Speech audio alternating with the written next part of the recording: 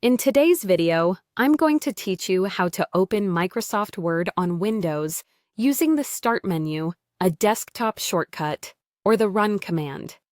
Whether you prefer clicking through your screen or using a quick keyboard shortcut, these three approaches cover the most common, reliable ways to get Word up and running. First, let's go through the Start menu method.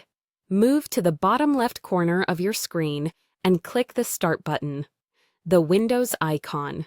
This opens your Start menu with Search at the ready. Begin typing the word Word in the search bar.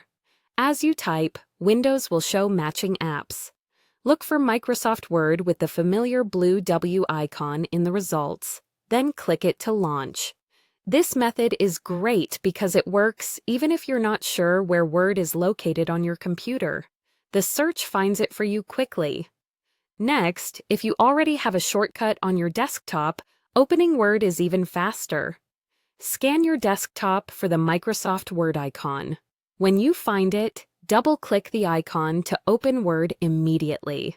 This is especially handy if you open Word often and like to keep it just a double-click away. If you don't see the icon, don't worry. Just use the Start menu or the Run command method instead. Finally, let's use the Run command for a quick no mouse option. Press the Windows key and the R key together to open the Run dialog. In the box that appears, type WinWord exactly like that, and then press Enter. Windows will launch Microsoft Word. This approach is fast, dependable, and useful if search is being slow or if you prefer keyboard shortcuts.